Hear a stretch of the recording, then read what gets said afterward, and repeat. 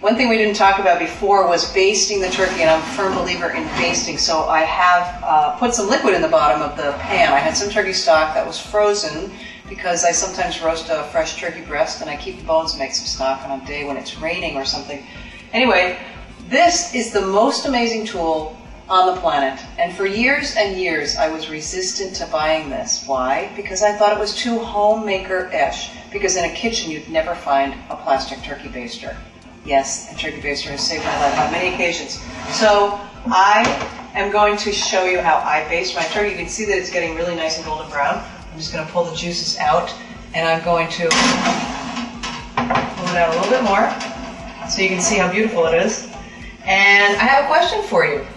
Just like I was resistant to buying something that could make my life easier, I wonder if you could ask yourself if you're resisting anything in your life. And rather than asking why, which is a defensive question, just think about it. Is there something you're resisting that could actually help, but for some reason you feel like you're sure it won't work, or somebody told you that it's good for you, so you rebel against that idea and you don't want to do it?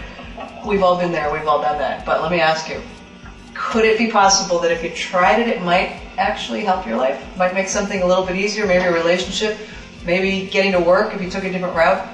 I don't know. It's just something to think about. And you know that question, why? It really is a defensive thing. It puts you right in a corner because why assumes that you're wrong. And you know what?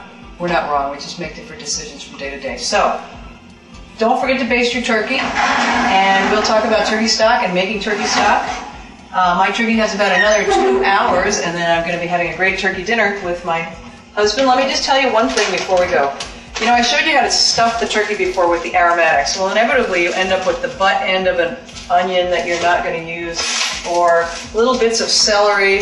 I've got a couple of carrot ends here that I didn't want to put in anything. Or if you're cutting a vegetable for dinner, those may be the parts that don't look quite that nice that you wouldn't want to put them on a table.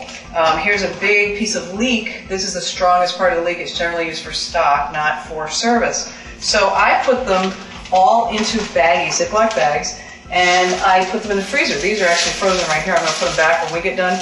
And then when it comes time to make stock, rather than going to the store and buying a whole new bunch of stuff, I go to the freezer and I see what I have. And if I've got half the vegetables I need, then I only have to buy a couple of things. And if I've got all of the vegetables I need, I don't even have to leave the house. You gotta love it.